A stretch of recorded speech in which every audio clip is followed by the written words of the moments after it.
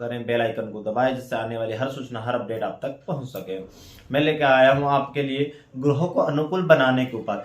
यदि सर्वप्रथम भगवान सूर्य की बात करें तो यदि भगवान सूर्य जो है उनको बलवान बनाना है, तो उनको अनुकूल बना करके शुभ फल की प्राप्ति चाहते हैं, तो भगवान सूर्य के लिए क्या करें? भगवान शिव की आराधना, उपासना आप करें।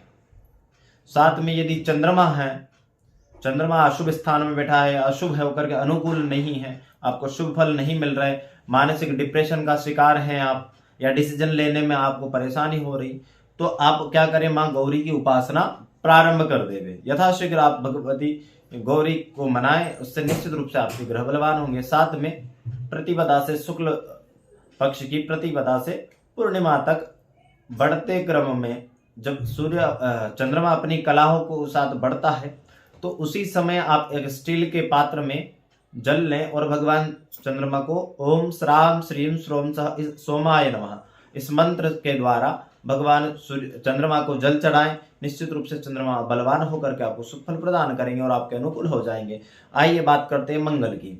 मंगल भगवान कहते हैं, धरणी गर्भ संभूत विद्युत कांति स्म प्रमम कुमारम शक्ति हस्तम च मंगलम प्रणमाम्यम। अर्थात धरणी, पृथ्वी से उत्पन्न जो भगवान है, धरणी गर्भ, धरणी अर्थात पृथ्वी ने भगवान मंगल को गर्भ से उत्पन्न किया। संभूतम, भगवान शंभु के समान, अर्थात शंकर के पुत्र है भगवान, शंकर के पुत्र भगवान मंगल है। धरणी गर्भ संभूत विद्युत कांति प्रभम, जिनकी विद्युत के समान तेज कांति है, जिनका रक्त वर्ण है और अवंतिका में उनका जन्म स्थान है, ऐसे भगवान मंगल यदि वह आपके अनुकूल नहीं है, आप के होते कार्य बिगड़ रहे हैं, विवाह में विलंब है, व्यापार में हानि हो रही है, या समाज में प्रतिष्ठा फैल रही है, भूमि भवन संबंधित कोई कार्य चलते चलते बिगड़ रहा है, व्यापार में वृद्धि रुक गई, तो भगवान मंगल को प्रसन्न करें। मंगल को प्रसन्न करने के लिए सर्वप्रथम क्या करें? भगवान हनुमान जी की उपासना प्रारंभ कर देवे। साथ में हरिद्रा गणपति को प्रणाम करके घर के अंदर एक केसरिया गणपति की मूर्ति को स्थापित करें, उनकी पूजा अर्चना करें मंगलवार के रोज। साथ में लाल गाय को गुड़ गेहूं खिलाएं, इससे निश्चित रूप से भगवान मंगल प्रसन्न होकर आपके अनुकूल होकर आपको सुख फल प्रदान करते हैं। आइए बात करते हैं भगवान बुध की। बुध जो है हमारा बुद्धि का कारक है। बुध हमें नेतृत्व की क्षमता प्रदान करता है, लीडरशिप जिसे हम कह सकते हैं। यदि हम बुध को प्रसन्न करना चाहते हैं तो बुध के लिए क्या करें? आइए बात करते हैं भगवान नारायण की उपासना करना चाहिए। ऐसे व्यक्ति जिनको बुध अनिष्ट कारक है, या अकेला बैठ करके आपको नुकसान पहुंचा रहा है, या अचानक से आपका धन जो आ रहा वो रुक गया है, इसी प्रकार से कोई समस्या विपत्तियां बढ़ रही हैं जो व्यापार को लेकर के है, यदि ऐसी कोई समस्या आपके जीवन में बन रही है तो आप भगवान नारायण की उपासना प्रारंभ कर दें। भगवान गणेश जी महाराज के लिए आराधना प्रारंभ करें बुध महाराज को प्रसन्न करने के लिए, और 24 मिनट तक श्री गणेशाय नमः का जाप करें। साथ में 21 दुर्वा प्रति बुधवार के रोज आप 5 पत्ती की तोड़ करके इकट्ठी करें, इकट्ठी कर करके धूल साफ करके बांध ले गठड़ी, और भगवान गणेश जी के मंदिर में जा करके 108 बार श्री गणेशाय नमः का जाप करते हुए और दुर्वा को चढ़ाएं। दुर्वा चढ़ाते समय ध्यान रखें कि दुर्वा का मुख जो है वो हमारी ओर हो। आइए, इससे निश्चित रूप से आपके भगवान बुध आपके वरिष्ठ होकर के आपको सुख फल प्रदान करेंगे। अब आइए बात करते हैं हम भगवान बृहस्पति। भगवान बृहस्पति कहते हैं जिसकी बृहस्पति रूठ जाती है जीवन में, यदि उसके कलंकित होने का, जेल का योग, या धन जो है आ रहा है वो व्यापार व्यवसाय में लगाते लगाते नुकसान हो रहा है, धन आता घर में क्लेश उत्पन्न हो जाता है, या धन आने के बाद में कहीं अनिष्ट जगह पर लगाया जा रहा है, जैसे अस्पताल हो गया, कोर्ट कचहरी इत्यादि मामलों में लगा रहे हैं, तो निश्चित रूप से आपकी बृहस्पति रूठी पड़ी है। भगवान बृहस्पति को मनाने के लिए विष्णु भगवान की भक्ति करें, भगवान विष्णु को पीली चीजों को अर्पण करें और विष्णु सहस्त्र नाम का पाठ करें और भगवान बृहस्पति की आराधना करें। अथवा बृहस्पति अष्टम बृहस्पति बैठा हो तो नुकसानदायी होता है, इसलिए उनकी उपासना करते हुए बृहस्पति महाराज के जप करें या किसी ब्राह्मण देवता के द्वारा जप करवाएं और बृहस्पति की शांति करें। आइए बात करें शुक्र। शुक्र महाराज सुख के कारक है, चाहे वो आर्थिक सुख हो या भौतिक सुख हो या शारीरिक सुख हो।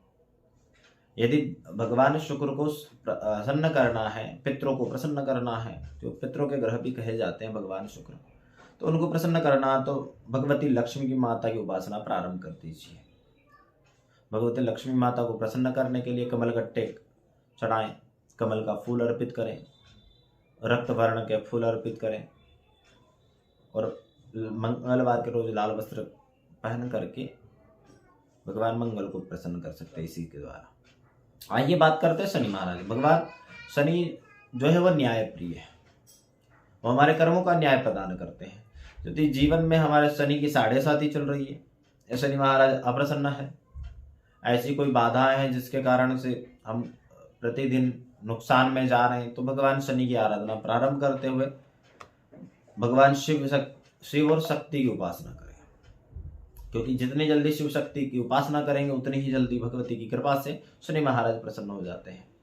साथ में शनि महाराज के मंदिर में जाएं, उड़द का दान करें, तिल्ली का दान करें, काली चीजों को पहनने से बचें और नीलम भी धारण आप कर सकते हैं, लेकिन विशेष ज्योतिषियों से जानकारी लेकर के। आइए बात करते हैं राहु। राहुर बाहुबलम करोति सततम। राहु महाराज जो बाहुबल प्रदान करते हैं, ऊर्जा प्रदान करते हैं, एनर्जी प्रदान करते हैं, साथ में गुप्त विद्या प्रदान करते हैं। यदि हमारे रूठे हुए हैं तो कहते हैं राहु जो है वो भ्रम उत्पन्न करता है। यदि जीवन में आपके भ्रम हो रहा, आप सोच रहे बार बार मैं ये कार्य करता हूँ, विलंब हो जाता है, परिस्थिति आपके विपरीत अवस्था में आ जाती है और धन जो लड़ाई में चला जाता है, तो ऐसी परिस्थिति बन रही है, या लोहे संबंधित कोई व्यापार कर रहे हैं तो आपको नुकसान उठाना पड़ रहा है, कटलरी का काम कर रहे हैं नुकसान हो रहा है, तो आप राहु महाराज को प्रसन्न करें। राहु काल में शहद जो है नदी में प्रवाहित करें। साथ में राहु महाराज के लिए महाशक्ति माता दुर्गा की उपासना आप प्रारंभ कर दीजिए। भगवती दुर्गा को प्रसन्न करें, नवचंडी का पाठ करें, सतचंडी का पाठ करवाएं, सप्तशती का पाठ करवाएं। इससे माता की शक्ति की कृपा से भगवान राहु प्रसन्न हो जाते हैं। और राहु के लिए आप क्या करें, सबसे पहले गोमेद धारण करें। ठीक है, यदि राहु का प्रभाव दुष्प्रभाव हो रहा है, परेशान हो रहे, तो आप सबसे पहले गोमेद को धारण कीजिए। ठीक है, साथ ही में आप राहु की दशा चल रही है, राहु से पीड़ित हैं, अष्टम राहु पेट का कारक है। यदि 8वां राहु आपकी लग्न पत्रिका में विराजमान है तो आपको निश्चित रूप से वो पीड़ित करेगा, पेट में समस्या उत्पन्न करेगा। ठीक है, इस प्रकार की कोई समस्या हो तो आप समझ जाइए पूरा तुरंत कि राहु महाराज हमें परेशान कर रहे हैं। तो राहु की उपासना के साथ साथ में महाशक्ति दुर्गा की उपासना प्रारंभ कर दीजिए। अब बात करते हैं भगवान केतु की।